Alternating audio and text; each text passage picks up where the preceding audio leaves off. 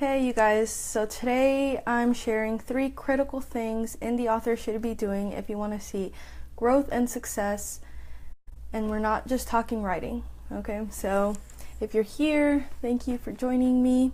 If you're new here, welcome. I'm Yesenia. I run the Writer Mom blog, and I'm here every Thursday just sharing things that I'm learning along the way.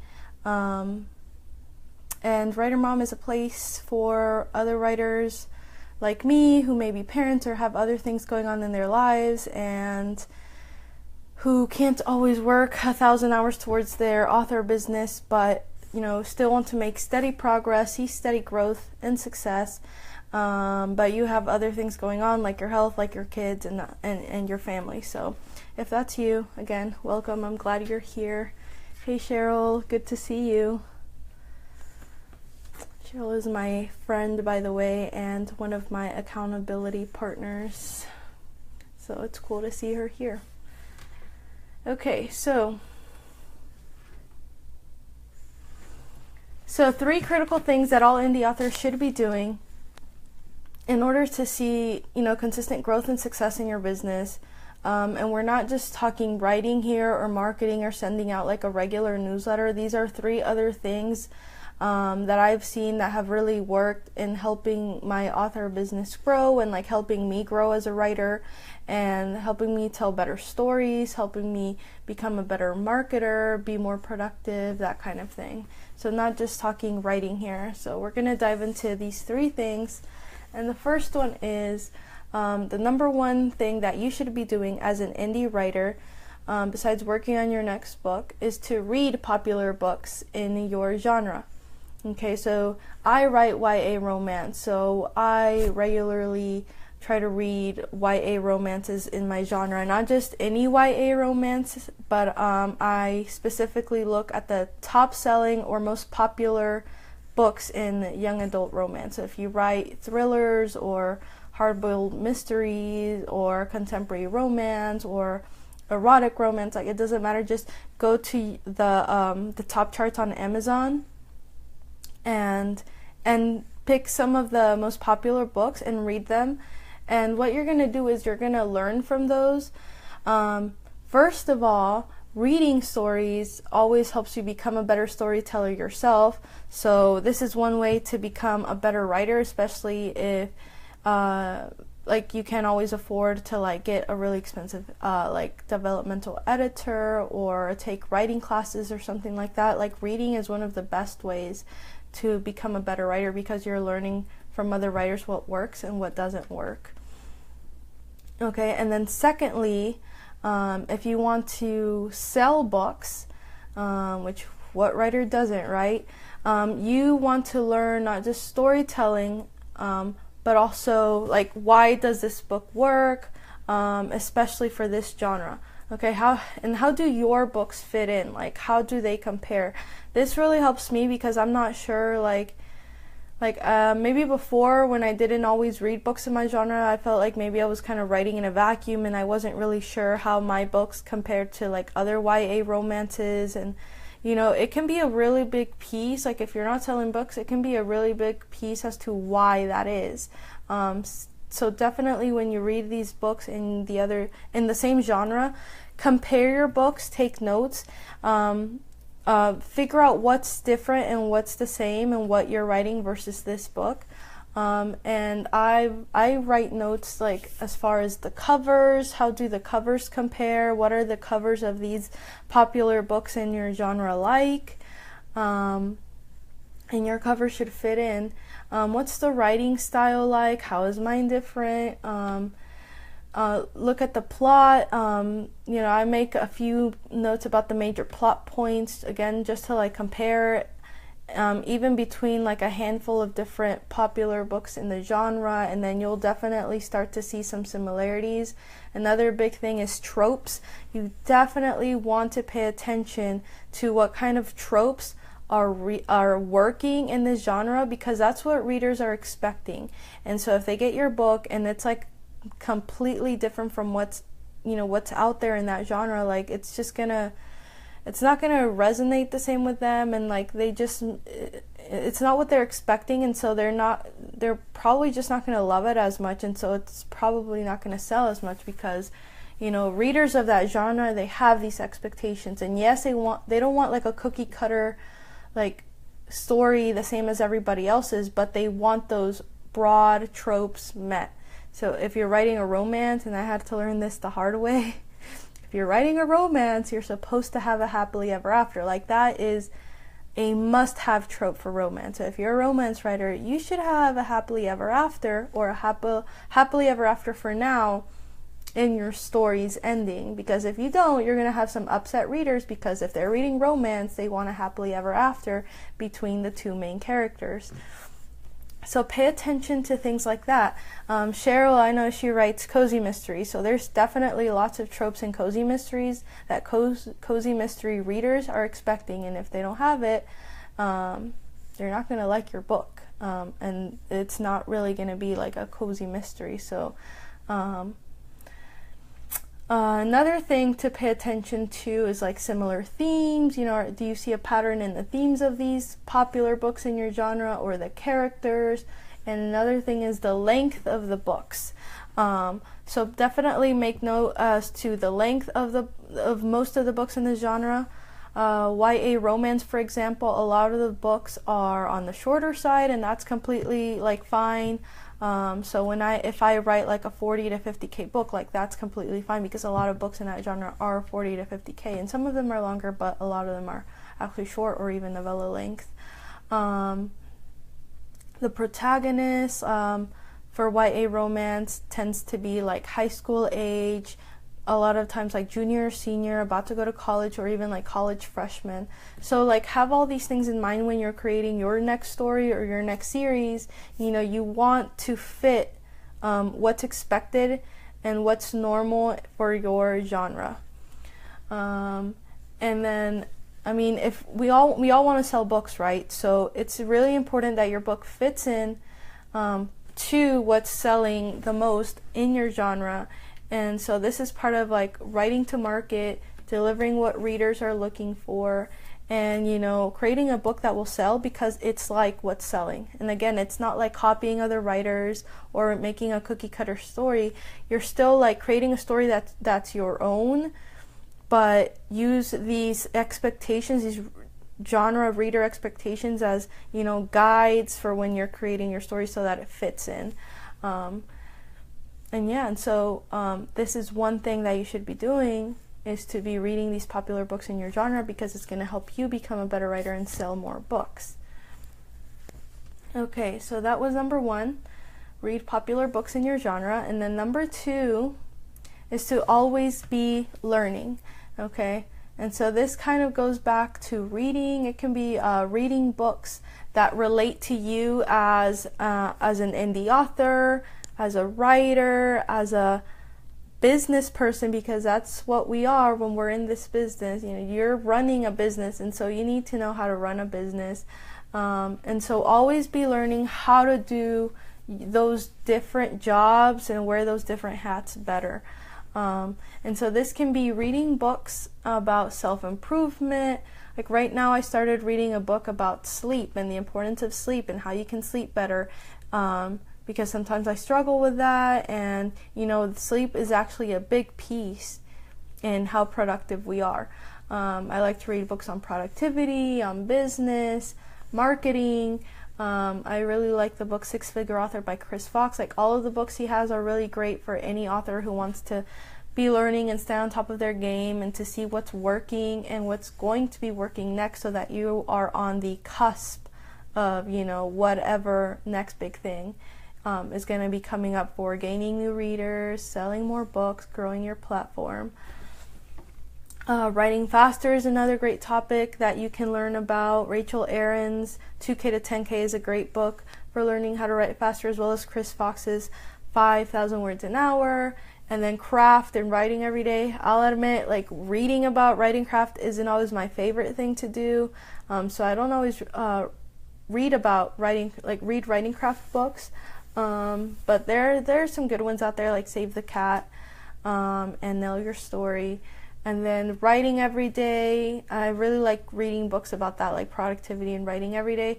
One of my favorite ones on this topic is by Monica Leonelle, and it's called 8-Minute Writing Habit, and it kind of goes into, how anybody can make progress on their writing in just 8 minutes a day, and like a lot of like mindset things.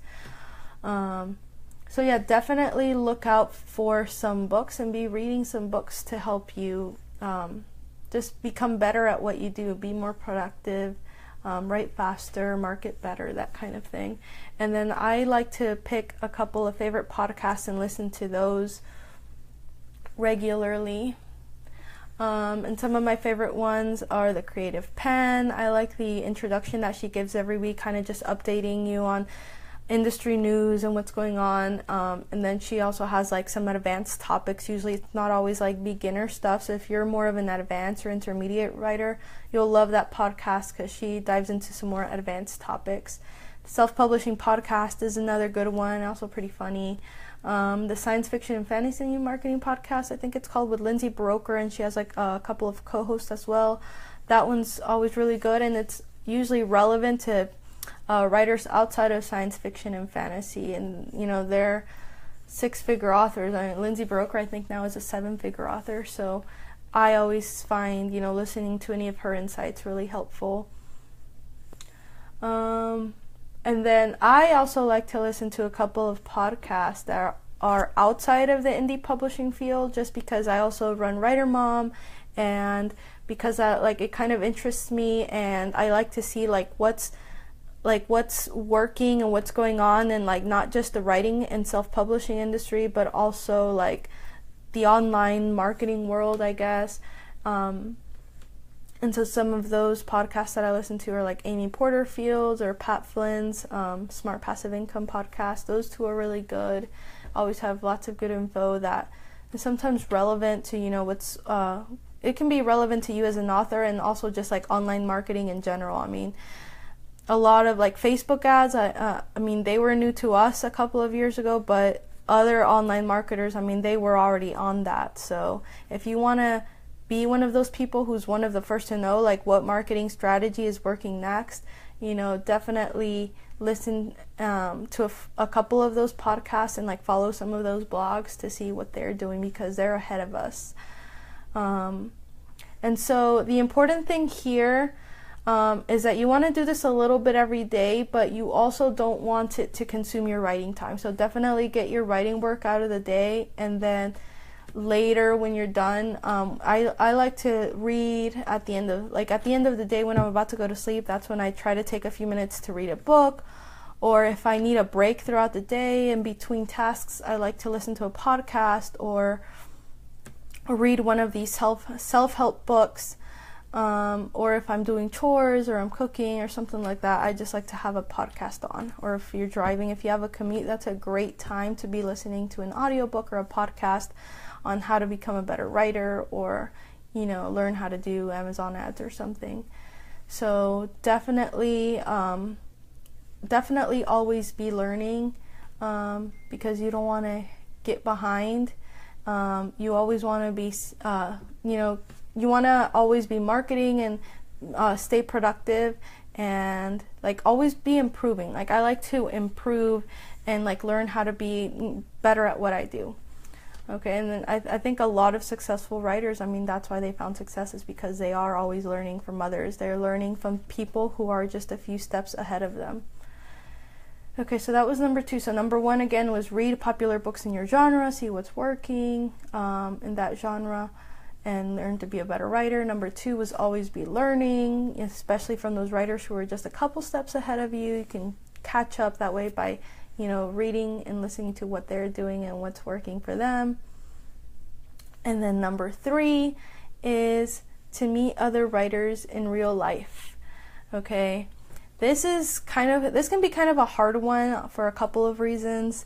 So number 1 can be that if you have a full-time job or you're on a budget, it can be hard to buy a ticket to the event, to buy a ticket for a plane to get out there, and then pay for hotel and meals and things like that. So it can be hard on that level just to actually feasibly do it. And then it can be hard because it's scary. It was really scary for me Back in April, I went to the Smarter Artist Summit for the first time. Now, I maybe could have gone last year, but I didn't. I mean, I was like second or third trimester pregnant, and I was still teaching, and I just didn't do it. And a big part of that was also that I was kind of scared because, I mean, meeting these other online people that I follow in person and like taking a trip, like that was just seemed kind of scary to me. But this year I made myself do it. I actually bought the ticket like at least 6 months before the event, and I just made myself do it, and I'm really glad I did that, like before I could even really think about it or process or like figure out how I was even gonna do it, because I had 2 kids by then, including a small baby. I just did it, and you should totally do the same because it was worth it. Yes, it was still scary when I got there, and it was really hard to figure out how to get everything to work and get childcare and all of that, but it was definitely worth it. And I got to meet tons of really cool writers at the Smarter Artist Summit, some of my favorite online people in the industry like David Gaughran, the SPP Boys, Amy Teagan, Monica Lionel, like a bunch of other people. Like, it was just really cool to get to meet them and like see other writers who are like on your same journey, like right beside you, a few steps ahead of you, way ahead of you, or like just behind you, and you can like lend them a hand. Like, it's more than worth it to do it and to put yourself out there, as scary as it seems, because you're just going to learn so much. And there may be things at conferences or events like this that maybe you already know. I mean, I know I heard some things I already know at the Smarter Artist Summit, but there was also a lot of stuff I didn't know, and a lot of it happens not in the workshops, not in the, like, when the speakers are up there, but like when you're having lunch with these people and talking to people before and after. That's when a lot of learning happens, is when you're just meeting all these other people just like you, and you're making connections, you're gaining new knowledge, you know, maybe setting up collaborations for marketing of her writing, meeting new friends. Like, it's just so encouraging and motivating, and it's just like this necessary support for you as a writer that I know I don't get when I'm at home, because I don't know any other real writers at home. I'm the only person in my family or like in my giant bubble of people here in real life that writes. And that runs an online business. So just to be able to talk to people and share what you're doing and listen to what they're doing, it's just huge. It makes this whole indie publishing thing real. And I can't tell you how important that is for your growth as a writer. So yeah, if you have an opportunity like that comes up and you have the budget for it, or you have the time, or you know, maybe it's close to you, definitely do it. It's better to go, and then maybe it was kind of scary, but you don't want to regret not going. So definitely go if you can, because it's just so important. And I know I definitely plan on going back to some kind of writer event again. And I'm not going to be able to go to like every single thing, because obviously I have limited time as a mom and I can't just like leave my kids for everything, but definitely like at least once a year, definitely worth it and very doable to go. So yeah, let's just do a quick recap. Again, 3 critical things that indie authors should be doing in order to see author growth and success in your author business. And this is besides writing and working on your next book, which you should be making time for every day. So number 1 was read popular books in your genre. You know, how does your book fit in? Compare the tropes, the titles, the covers, the writing style. This is going to help you figure out what's working and what is actually selling in your genre, and then figure out how to make your books a little bit more like that. And of course, you'll learn to become a better writer along the way. Number 2 is always be learning. Pick a few books or a few podcasts to spend a few minutes every day just learning how to become a better marketer, a better writer, write faster, be more productive, sleep better so that you're not like groggy the whole morning and you don't get anything done. And again, do this a little bit every day in between tasks, when you need a break or when you're doing chores. And if you need some resources, if you don't know where to start, I have a great place for you to go. It's writermom.net/resources. And if you're watching the replay, check out the comments because I'll put the link in there. And this page, writermom.net/resources, is basically like a giant list that I've compiled of the resources that have helped me the most. So these are all my top favorite, most helpful books, podcasts, tools, anything like that, podcasts. So if you're looking for resources to help you grow and become a better writer, definitely check it out. It's writermom.net/resources. And again, you should see it in the comments if you're watching the replay. And then number 3 was meet other writers in real life. I did this at the Smarter Artist Summit in Austin back in April. It was the scariest thing ever to like leave my kids behind and get on that plane. But once I did it, it was just awesome. It was a lot of fun. I learned a lot, and it was just so huge. I feel like I've grown a ton since then. So yeah, those are 3 things you should be doing as an author besides working on your next book. Okay, so thank you for joining me if you're here today. If you're watching the replay or if you're here live, I really appreciate you joining me. I know we're all busy, so I appreciate it. If you found anything helpful in this video, I'd really love it if you could like, comment, or share this video. And again, if you're looking for some new resources to check out writermom.net/resources. So yeah, that's it. I'll see you next week. As always, keep writing, never stop working towards your dreams and goals, and I will see you next time. Bye.